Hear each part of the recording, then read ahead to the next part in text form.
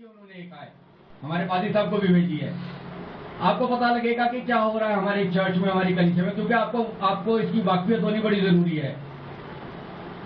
वो मेरे पास आए किसी काम से, पहले से ये तय था, और जब हम रास्ते में जा रहे थे तो मुझसे कहने लगे कि बिशप साहब, मुझे ख्वाब आया कि आप मुझे बिशप के वस्त्र पहना रहे हैं, यानी मैं बिशप बन रहा हूं। मैं 2007 की बात कर रहा हूं। 2007 में मेरा बिशप का ऑर्डिनेशन हुआ था। हमारे पादरी साहब ने एक दिन मेरे को आके बताया कि बिशप साहब, पादरी जीआर मसीह कह रहे हैं कि बिशप बनने का तो मेरा नंबर था, बिशप बनने का तो मेरा नंबर था। हमारे पादरी साहब ने मुझे बताया। फिर हमारे पादरी साहब ने एक सपना देखा, करीब आज से 2 साल या इससे शायद ज्यादा पहले। इन्होंने मेरे को आगे बताया कि मैंने एक सपना दिखा है कि मैं हमारे जो मेट्रोपॉलिटन है बट्टापारा, उनके साथ खड़ा हूं और आप वहां नहीं है। हालेलुया। देखिए शैतान कौन है। मेरे अपने बुजुर्ग एक पादरी हैं, पादरी डैनियल जेकब, जो हमारे कलीसिया के पहले पादरी थे। वो एक बात कहते थे, और आप भी बड़े ध्यान से सुनिए, मैं उन्हीं की बात रिपीट कर रहा हूं, हमारे पादरी साहब भी जानते हैं। वो ये कहते थे कि आदमी जो है वो आधा काला होता है और आधा सफेद। वही आदमी आत्मा आधा काला होता है और आधा क्या होता है, सफेद। वो कितना रूहानी हो जाए, उसमें वो कालापन विद्यमान रहता है, हमेशा विद्यमान रहता है। और मैं पिछली दफा भी जब आपके साथ था तो मैं आपको कह रहा था कि परमेश्वर आज मेरे को बहुत सारे वरदान दे रखा है, देता भी है और दिए भी हुए हैं। मेरी कलीसिया जो है जानती है कि उसने मुझे क्या दे रखा है। किसी के ये कहने से कि वो वरदान नहीं है दूर नहीं हो जाएगा, लेकिन मैं एक चीज जानता हूं कि अगर उस वरदान के साथ मेरे दिल में प्रेम नहीं है, उस वरदान के साथ क्षमा नहीं है, उस वरदान के साथ धीरज नहीं है, संयम नहीं है, तो वरदान जो है यीशु मसीह उस दिन कह देगा कि मैं तुझे नहीं जानता। खतरा है इसमें बड़ा खतरा है। इस वरदान को लेकर जीने में खतरा है। अगर प्रेम नहीं है तो प्रेम के लिए प्रार्थना करें, अगर धीरज नहीं है धीरज के लिए प्रार्थना करें, अगर क्षमा नहीं है क्षमा के लिए प्रार्थना करें, क्योंकि गलती तो सारे किए बैठे हैं, चाहे वो बुजुर्ग हो चाहे वो छोटा बच्चा हो। अगर हम परमेश्वर का वचन पढ़ें तो हम सारे उसके सामने, लिखा है परमेश्वर के वचन में कि अगर परमेश्वर हिसाब ले तो कोई भी उसके सामने निर्दोष नहीं। फिर किस बात का झगड़ा है भाई, फिर किस बात का झगड़ा है। अगर सारे दोषी हैं हम तो किस बात का झगड़ा है। इस कलीसिया को तोड़ने वाला कौन है। मैं और आप ही हैं, हम ही तोड़ेंगे इसे, क्योंकि जब हम जिद करेंगे, जब हम अड़ जाएंगे तो फिर ये कलीसिया टूटेगी। तब यहां पे वो सब कुछ हो जाएगा जो कि शायद किसी ने भी नहीं सोचा है। इसलिए मैं बार बार ये ताकीद करता हूं कि परमेश्वर से प्रार्थना ये करें कि माफी का मादा हमें पैदा हो। भजन करूं, मैं भजन करूं, नाम मसीह का लेता रहूं। लोग जो झूठी बात करें, चारों तरफ बदनाम करें, उनके लिए मैं क्षमा करूं। ये क्षमा का मादा मुझ में आए। और जब आप अजीजों प्रार्थना और दुआ करने लगते हैं ना, आपको पता लग जाता है आपके खिलाफ क्या बदनामी हो रही है, आपके खिलाफ क्या लोग कह रहे हैं। मैं एक बहुत 19वां अध्याय व्यवस्था का मैं बार बार बताता था, उसमें लिखा अपने लोगों में लुतरा बन के ना घूमना, अपने लोगों में लुतरा बन के न घूमना।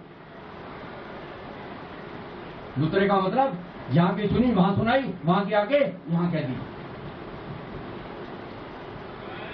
इसलिए अजीजों ये मैंने उचित समझा कि मैं आपको वो भी बता दूं जो पादरी जीआर मसीह ने मुझे मैसेज भेजा है, ताकि आपको पता लगे कि पादरी साहब को क्या मैसेज भेजा, मुझे क्या मैसेज भेजा है। अब आप उससे अंदाजा लगाएंगे कि हो क्या रहा है, बहुत चीजें आपको पता लग जाएंगी। फिलिपियों निकाले 2 अध्याय, उसकी 10वीं-11वीं आयत पढ़े। फिलिपियों 2 अध्याय, उसकी 10वीं-11वीं आयत। कि जो स्वर्ग में और पृथ्वी पर, कि जो स्वर्ग में और पृथ्वी पर और पृथ्वी के नीचे है, और पृथ्वी के नीचे है, वे सब यीशु के नाम पर घुटना टेके, वो सब यीशु के नाम पे घुटना टेके, और परमेश्वर पिता की महिमा के लिए, और परमेश्वर पिता की महिमा के लिए हर एक जीव अंगीकार करे यीशु मसीह ही प्रभु, ये यीशु मसीह ही प्रभु है। ये आयत उन्होंने मेरे को भेजी। जय मसीह की सर। फिलिपियों 2:10-11 और अलीगढ़ से उनके पास कोई उनके रिश्तेदार आए हैं, ये उन्होंने लिखा है। कल वो मुझे कह रहे थे कि सवेरे मैं यहाँ पे चर्च में होऊंगा। बहरहाल मैं आपको सिर्फ यही बताना चाह रहा था कि हम देखें, कई दफ़ा हम बौखलाहट में कई चीज़ें ऐसी कर बैठते हैं या करना चाहते हैं, या बहुत सारी चीज़ें ऐसी ज़िंदगी में होती हैं जिसको कि हम बर्दाश्त नहीं कर पा रहे हैं शायद, जो हम सोच रहे हैं कि पता नहीं क्या अनर्थ हो गया है या बहुत ज़्यादा ऐसी चीज़ हो गई है। लेकिन मैं आपको बताना चाहता हूं कि कई दफ़ा हम बड़ी गलतफहमी का भी शिकार रहते हैं। वहां है शैतान जो भाइयों में फूट उत्पन्न करता है। एक आयत और मैं आपको पढ़ाना चाहूंगा, वचन मैं बहुत छोटा सा आपको दूंगा, चिंता ना करें, बहुत देर नहीं लगाऊंगा। नीति वचन निकालें जरा।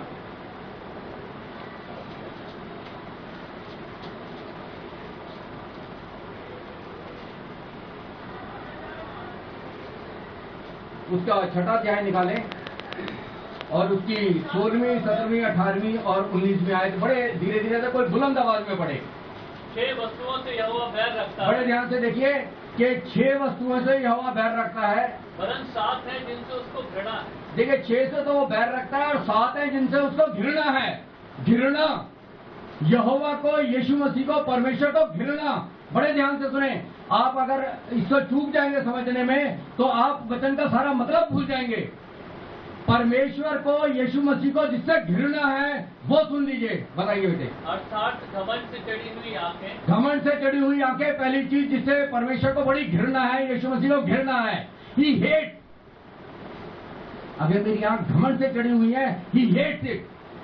खुदावन हेट करता है, नफरत करता है। हाँ आगे। झूठ बोलने वाली जीभ। झूठ बोलने वाली जीभ, झूठ बोलने वाली जीभ, इससे घृणा करता है, परमेश्वर घृणा करता है। जी हाँ। और निर्दोष का लहू बहाने वाले हाथ। दिल करता है कि कर दूं इसका काम, करता है दिल, कर दूं इसका काम। निर्दोष के लहू बहाने वाले, इससे परमेश्वर क्या करता है? God hate. है हटो, ऐसे ख्याल लेके आता है तू परमेश्वर भवन में, हट यहाँ से। मेरे और आपको देखना पड़ेगा कहीं घमंड से चढ़ी हुई आंख तो नहीं, कहीं झूठ बोलने वाली जीभ तो नहीं, कहीं निर्दोष का लहू बहाने हाथ तो नहीं। जी हाँ। अनर्थ कल्पना करने वाला मन। अनर्थ कल्पना करने वाला मन, और कल्पना करे जा रहा हूँ, ये हो जाएगा, वो हो जाएगा, मैं ऐसे कर दूंगा, वो वैसे हो जाएगा, वो फलाना। इंसान जो है उसकी कल्पना की कोई रुकावट है? कर दूंगा मैं ये, शैतान को भगा दूंगा यहाँ से। किसी को कह दूंगा तू शैतान है, चलो निकलो यहाँ से, ये है जी शैतान, क्योंकि मैं कह रहा हूं इसलिए निकलो। अनर्थ कल्पना घड़ने वाला मन। जी हाँ। और बुराई को वेग दौड़ने वाला पाँव। बुराई करने को वेग दौड़ने वाले, बुराई के लिए तेजी से, बुराई के लिए तो मैं साहब ऐसा है कि फाड़ दूंगा, मैं बहुत बुरा आदमी हूं। हमारे दफ्तर में एक लड़का था, बहुत पुरानी बात बता रहा हूं मैं, एक टेक्निकल असिस्टेंट था, एक प्रूफ रीडर था। सरदार जी थे वो प्रूफ रीडर। उनकी अपने टेक्निकल असिस्टेंट जो सीनियर था उससे कुछ बात में मतभेद हो गया और सरदार जी ने उसको कह दिया, सीनियर जो टेक्निकल असिस्टेंट था, मैं तेरे को ऊपर से नीचे तक चीर दूंगा। लड़ाई हो जाती है जैसे, है ना, हाजरा नाम था उनका। अरे मैं तेरे को ऊपर से नीचे तक चीर दूंगा। मैं आपको बस एक बात बता रहा हूं, वो हाजरा आज भी जिंदा है, आज भी परमेश्वर की आशीष पाया हुआ है, लेकिन वो सरदार जी जो है वो 49 ईयर्स की एज में गुजर गए।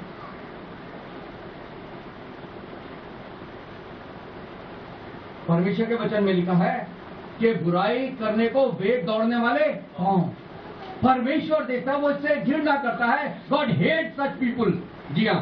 झूठ बोलने वाला साक्षी। झूठ बोलने वाला साक्षी और भाइयों के बीच में झगड़ा उत्पन्न करने वाला मनुष्य। अगर मेरा मैसेज मैं आप में से एक जने को कुछ, दूसरे जने को कुछ भेजूं और भाइयों के बीच में अगर मैं झगड़ा कराने वाला हूं, अगर ऐसा है तो मैं जानूं कि शैतान कहां है। और अगर मुझे समझ में नहीं आ रही है और अगर मैं ही हूं इसके पीछे, फिर तो कुछ नहीं हो सकता, फिर तो कुछ नहीं हो सकता। लेकिन अगर मुझे समझ में आ रहा है कि ये बिशप के पास मैसेज कैसे जा रहा है, मेरे पास मैसेज क्या आ रहा है, तो मुझे पता लग जाएगा कि क्या हो रहा है। और अब मैं अपने वचन पर जो आज का है, बहुत थोड़ा सा समय लूंगा, मैं ज्यादा समय नहीं लूंगा आपका। पहले एक छोटी और मैं दुआ में जाऊंगा जो कि मैं करना चाहता हूँ। एक भाई नॉर्मन हक हैं जो कि जेर इलाज हैं,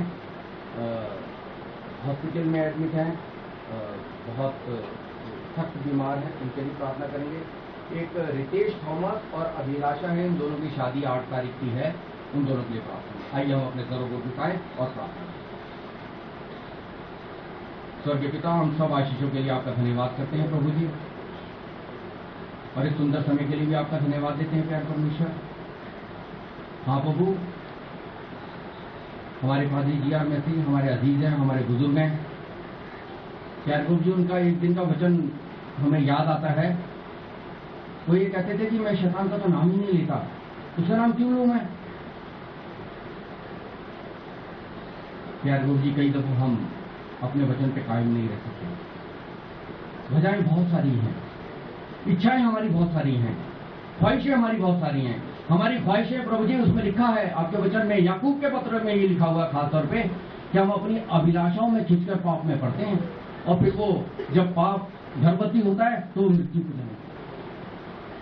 दया करें प्यार परमेश्वर, हम अपनी बारी का इंतजार करें, हम खुदावन आप पे भरोसा रखें, आप हमें आगे बढ़ाएंगे, आप हमें आगे लेके जाएंगे। और प्रभु जी, जब आप लेके जाएंगे तो कोई नहीं रोक सकता, कोई नहीं रोक सकता। लेकिन अगर हम एक दूसरे पे दोष लगाते रहेंगे, एक दूसरे को शैतान कहते रहेंगे, तो प्यारे प्रभु जी हम गिर जाएंगे। इससे हम खास तौर से प्रभु जी भाई नॉर्मन हक के लिए प्रार्थना करते हैं। प्यारे प्रभु जी, आप अपने बेटे पे दया करें। वो खुदावन वो सख्त पीड़ा में है, बहुत बीमार है, प्यारे प्रभु जी उसको छुए और मुकम्मल शिफा इनायत करें। वो प्यारे प्रभु जी, हम तो यही जानते हैं कि हम आपके कोड़े खाने से चंगे हुए हैं। तो खुदावन आप अपने बेटे पर रहम करें, उसके तमाम गुनाहों को क्षमा करें, क्योंकि प्रभु जी हम जानते हैं कि ज्यादातर हम पर जो दुख तकलीफ आते हैं, बीमारी आती है, परेशानियां आती हैं, वो हमारे गुनाहों के सबब आती हैं। प्रभु आपने हमें गुनाहों से छुटकारा दिया है, वो खुदावन आपने हमें मुक्ति प्रदान करी है। वो प्यारे परमेश्वर, हम दोबारा से उसमें ना गिरने पाए। प्यारे प्रभु जी, आप अपने बेटे पे दया करें कि ये जो वक्त है प्यारे प्रभु जी, इसमें वो पश्चाताप करें, इसमें प्रभु जी वो आपसे क्षमा मांगे, क्योंकि प्यारे प्रभु जी ये बहुत जरूरी है कि जब आप लकवे के मारे हुए रोगी के पास जाते तो आप उसे कहते हैं, हे मेरे पुत्र, तेरे पाप क्षमा हुए। इससे पहले कि उसे चंगाई मिले, प्रभु जी आप चाहते हैं कि वो आपकी संतान बने, और प्रभु जी वो अपने पापों से क्षमा। हाँ प्यारे प्रभु जी, आप अपने बेटे को दया करें। इसी प्रकार हम रितेश के लिए, अभिलाषा के लिए प्रभु आपसे प्रार्थना करते हैं, जो कि 8 तारीख को पवित्र बंधन में बांधे जाएंगे। प्यारे प्रभु जी, उन दोनों बच्चों पर आप आशीष हो, और खुदावन दोनों खानदानों को आपके चरणों में लाते। और प्रभु जी आपसे प्रार्थना करते हैं कि दोनों खानदानों पर अपना रहम व फजल बना के रखें, ताकि प्रभु जी दोनों खानदान प्रभु जी प्रेम का प्यारे प्रभु जी संदेश देने पाए। और खुदावन दोनों तरफ रूहानी तैयारियां हो, दुआ प्रार्थना के साथ हर एक चीज हो। खासतौर से 8 तारीख को जो प्रार्थना होती है प्रभु जी सेंट्रल चर्च मेथोडिस्ट चर्च में, प्यारे प्रभु जी उससे आपको महिमा मिलने पाए। और खुदावन वहां पे आप हाजिर रहना और उन दोनों को आशीषित करना, ताकि उनका जीवन प्रभु जी आपको महिमा और आपसे बरकतें पाने वाला हो। सब बातों के लिए धन्यवाद देते हैं। प्रभु इस समय अपने दास को संभाले एक बारी फिर, ताकि प्रभु जी जो वचन आपका दास पेश करे वो प्रभु जी आपके रूह से प्रेरित हो, किसी क्रोध विरोध फूट विधर्म से नहीं, ताकि हम घटे आप बढ़े, आपका नाम जलाल पाए। सारा आदर सम्मान महिमा आपको देते हैं। दुआ को विश्वास के साथ आप ही के बेटे पर उद्धार करता यीशु मसीह के द्वारा मांगते हैं, आमीन।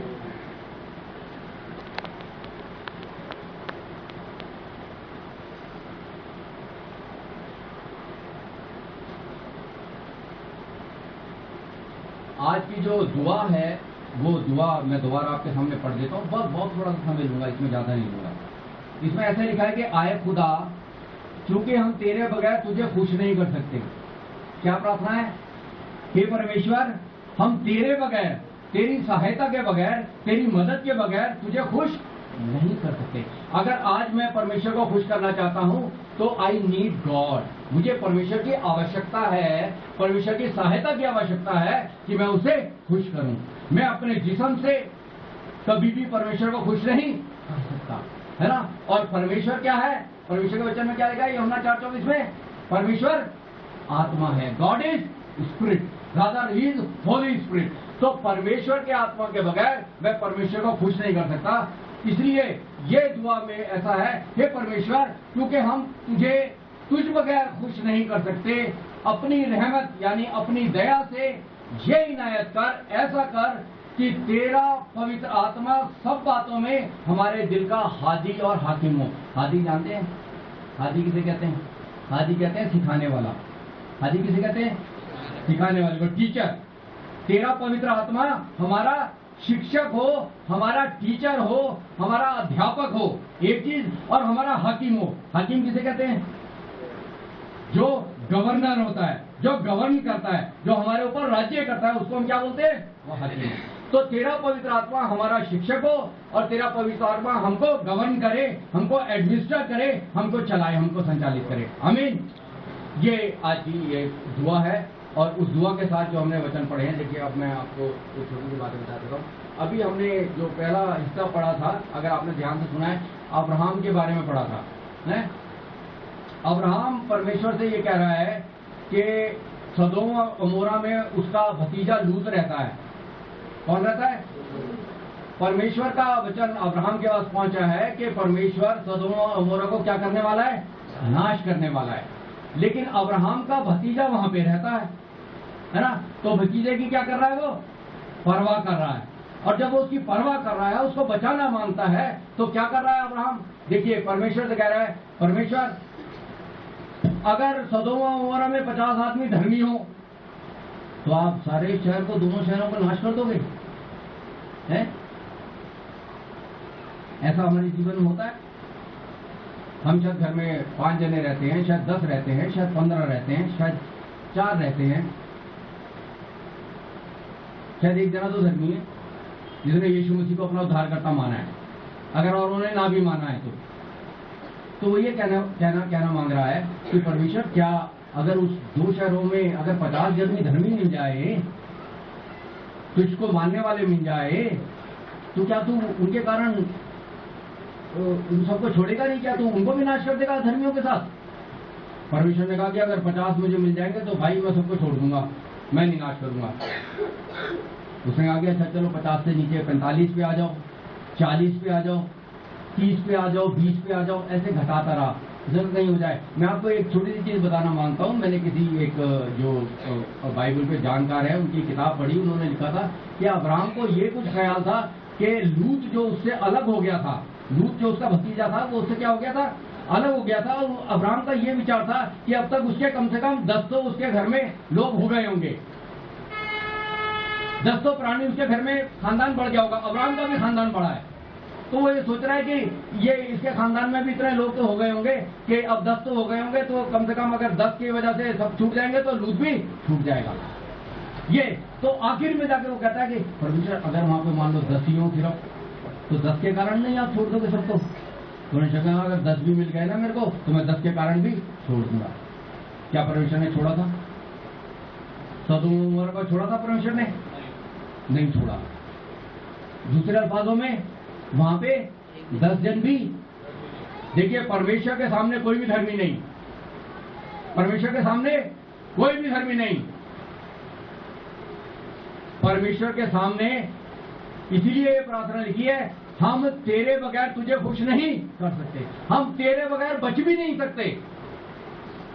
अगर तूने हमारा उद्धार नहीं किया, अगर तूने हमें धर्मी नहीं ठहराया, तो हम बच भी नहीं सकते। We can not save ourself, we are not empowered. हमारी इतनी ताकत नहीं है, शक्ति नहीं है हमें कि हम अपने आप को बचा सकें।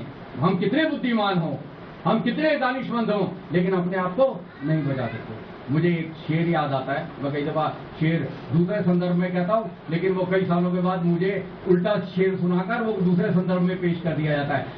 खुदा से प्रार्थना करता हूँ कि ये शेर उसको उल्टा नहीं समझा जाएगा, सीधा समझे। बहादुर शाह जफर एक हिंदुस्तान के कौन से बादशाह थे? बहादुर शाह जफर, कौन बोला? हाँ, विलियम मैथ्यू साहब बोले हैं, पुराने आदमी है। बहादुर शाह मुगल सल्तनत के आखिरी बादशाह थे, वो शायर भी थे, है ना? उन्होंने गजलें भी लिखी, 2 गज जमीन भी ना मिले कुएं यार में, रंगून में जाकर उनको अंग्रेजों ने निकाल दिया। उन्होंने एक शेर तो नहीं है, शेर का वो मक्ता है जिसमें शायर का नाम भी आता है। उन्होंने ये कहा, आदमी उसे ना जानिएगा जफर, आदमी उसे ना जानिएगा जफर, हो वो कैसा ही साहबे फहमो जका। फहम कहते हैं अकल को, जका कहते हैं ताकत को। वो बहादुर शाह जफर कह रहे हैं कि उस शख्स को आदमी नहीं जानिए, चाहे वो कितना ही दानिशमंद हो, कितना ही अकलमंद हो, बुद्धिमान हो और कितना ही ताकतवर हो, उसे आदमी नहीं जानिए, वो आदमी नहीं समझा जाए। आदमी उसे न जानिएगा जफर, वो कैसा ही साबे फहम जका, जिसे ऐश में यादें खुदा न रही और जिसे तैश में खौफे खुदा न रहा। कई दफा जब हमें तैश आता है तो हम खुदा को हम खुदा को भी ताक में रख देते हैं। मैं आज आपको ये बताना चाह रहा हूं कि खुदा जो है वो फिर खुदा है। हालांकि अब्राहम के लिए लिखा गया है कि वो उसका दोस्त था। हालांकि अब्राहम के लिए लिखा गया है कि परमेश्वर के वचन में लिखा है कि वो उसने जब यहोवा की बात पर विश्वास किया तो वो उसके कारण धर्मी ठहरा है। लेकिन देखिए, परमेश्वर जो है वो परमेश्वर है। परमेश्वर कह रहा है कि मुआफी इसलिए नहीं मिलेगी कि वहां पे तू ये सोच रहा है कि वहां पे 10 धर्मी हैं। मेरी नजर में कोई धर्मी नहीं, मेरी नजर में कोई धर्मी नहीं। होगा तेरा भतीजा लूट, लेकिन अगर मैंने उसको बर्बाद करने की कसम खा ली है, अगर वहां के लोग मेरी नजर दृष्टि में ठीक नहीं है, तो उस शहर को तो मैं बर्बाद करके ही रहूंगा। और अब्राहम ने ये सोचा कि चलो 10 तो अब हो गए होंगे उसकी फैमिली में, तो लूत बच जाएगा। बहरहाल वो परमेश्वर के जन चले गए और अब्राहम भी अपने जगह पे चले गए। लेकिन परमेश्वर जो है वो उसने लूत को भी बचाया। मैं आपको बताना चाह रहा हूं कि लूत, अगर हम वैसे देखें परमेश्वर के नीचे, उसने कई गलत डिसीजन किए, उसने गलत चीजें करी, लेकिन परमेश्वर के वचन मैंने पिछली दफा इन दोनों के बारे में बहुत बताया था। आज मैं ज्यादा नहीं बताऊंगा, और मैं एक आयत आपसे पढ़वा दूंगा। दूसरा पतरस निकालें जरा, ताकि आपको पता लग जाए लूत कौन था। एक तरह से ये रिवीजन का समझ लीजिए। दूसरा पतरस, उसका दूसरा अध्याय और उसकी 7वीं 8वीं आयत पढ़ें। और धर्मी लूत को, देखिए ध्यान से सुनिए, ये लूत कौन है? परमेश्वर का वचन मिलेगा। और धर्मी लूत को, जो अधर्मियों के अशुद्ध चाल चलन से बहुत दुखी था, जो अधर्मियों के अशुद्ध चाल चलन से बहुत दुखी था, छुटकारा दिया। छुटकारा दिया। ये है परमेश्वर हमारा दयावान। He made some wrong choices. इसने, लूत ने गलतियां करी, है ना। हरा हरा देखा, वहां पे वो चुन लिया, है ना। अब्राहम के और उसके क्या कहते हैं सेवकों में लड़ाइयां होने लगी, है ना। सब चीजें हुई हैं, है ना। हालांकि ये कह सकता हूं अपने सेवकों को, भैया अब्राहम तो मेरा क्या कहते हैं चाचा है, वो तो मुझसे बहुत बड़ा है, ऐसे मत करो, है ना। लेकिन नहीं, है ना, लूत ने ऐसा नहीं किया। He made some bad decision, bad choices, है ना। उसने कुछ ऐसी गलतियां करी, लेकिन परमेश्वर का वचन मिलता है। और धर्मी लूत, जो अधर्मियों के अशुद्ध चाल चलन से बहुत दुखी था, छुटकारा दिया। आगे 8वीं आयत। क्योंकि वे धर्मी उनके बीच में रहते हुए, क्योंकि वे धर्मी उनके बीच में रहते हुए, और उनके अधर्म के कामों को देख कर, उनके अधर्म के कामों को देख देख कर और सुन सुनकर हर दिन अपने सच्चे मन को पीड़ित कर, हर दिन अपने सच्चे मन को। अजी तो यही वजह थी कि परमेश्वर के जन, मैं वो सारा पढ़वाना नहीं चाह रहा, मैं आपको बता रहा हूँ। परमेश्वर ने के दूतों ने लूत का हाथ पकड़ के बाहर निकाला था सोदोम और गोमोरा से। ये तो निकल ही नहीं रहा था, ये वहां भस्म हो जाता। लेकिन परमेश्वर के दूतों ने इसको हाथ पकड़, चलिए वो भी देख लीजिए, आप निकाल लीजिए, वो निकालिए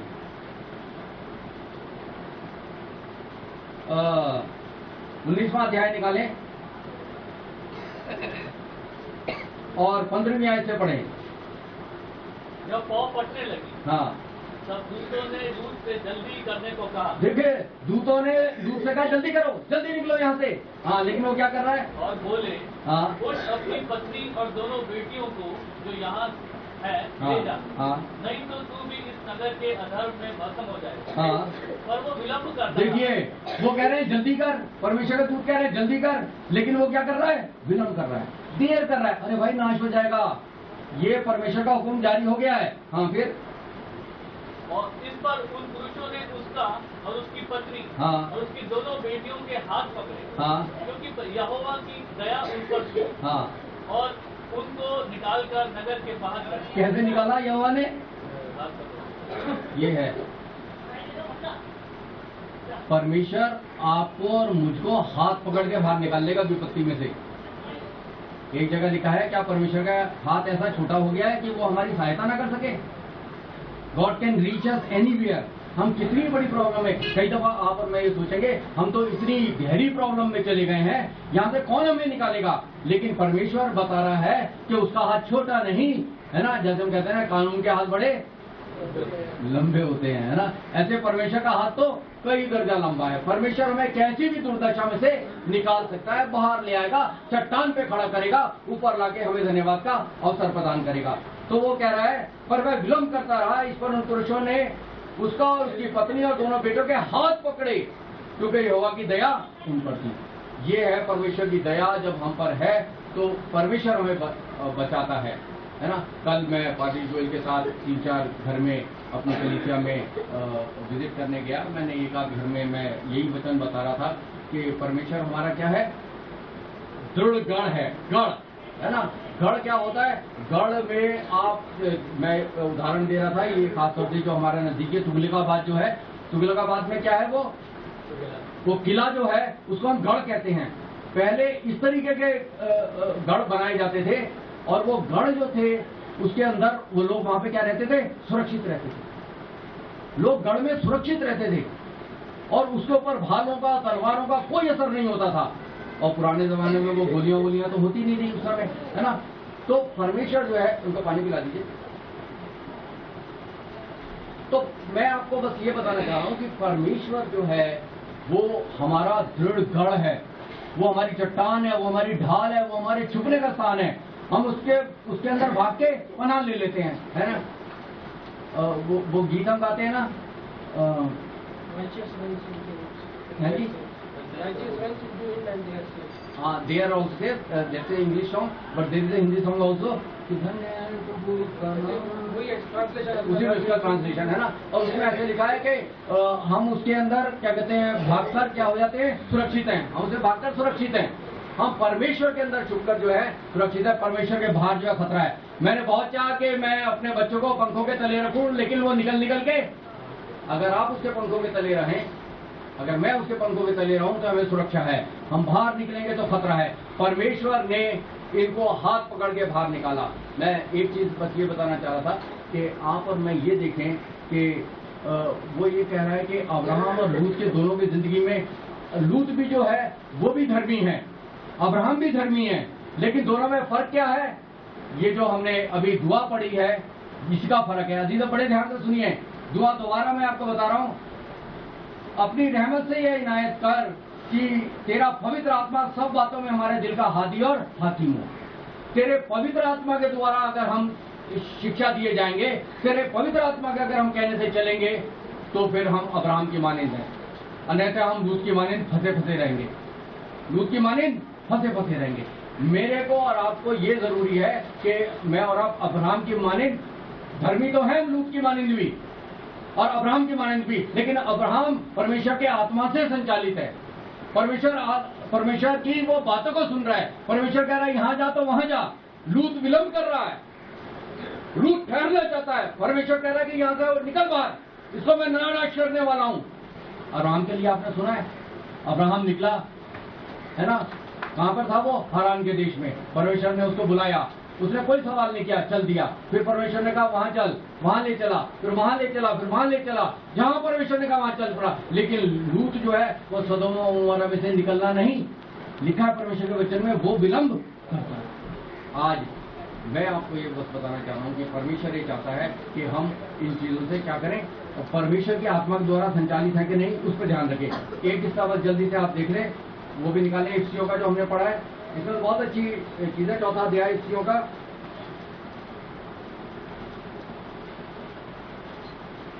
और इसमें देखिए 17वें आयत के ऊपर हेडिंग क्या दी रखी है, मसीह में नया जीवन।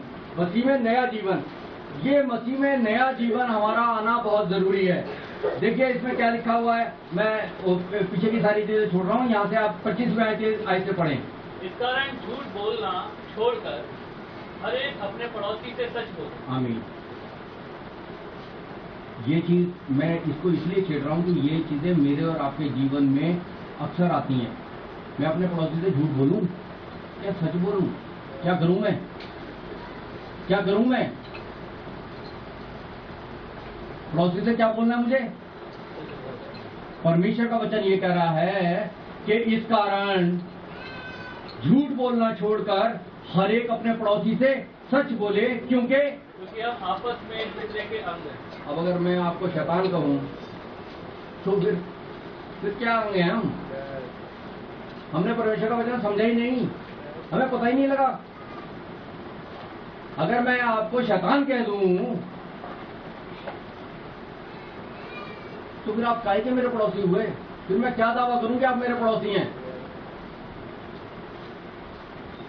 मुझे ये देखना पड़ेगा कि मैं क्या कहता हूं, क्योंकि अजीजों शब्दों का बहुत महत्व है हमारी जिंदगी में। कहते हैं बंदूक से निकली हुई गोली, कमान से निकला हुआ तीर और जुबान से निकली हुई बात वापस,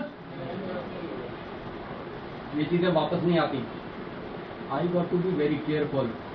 जो भी मैं कहता हूं उसमें मेरे को बड़ा ध्यान देना पड़ेगा मैं क्या कहता हूं, क्योंकि कई दफा मेरे शब्द जो हैं, देखिए मैंने आपको एक दफा और एक चीज बताई थी, आज दोबारा मैं जो लोग नहीं है उनको मैं बता दूं। हमारे शरीर में चोट लगती है, कभी पैर में लगती है, कभी हाथ में लगती है, कभी सर में लगती है, कभी ब्लेड से कट जाता है। अच्छा, कौन सा शरीर का घाव सबसे जल्दी सही हो जाता है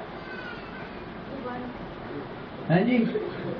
जुबान का। जुबान कभी आपके खाना खाते टाइम किसमें खाना खाते टाइम जीभ आ जाती है ना दांतों में, है ना, कट जाती है, शायद खून भी निकल जाता है, लेकिन वो खाना खाते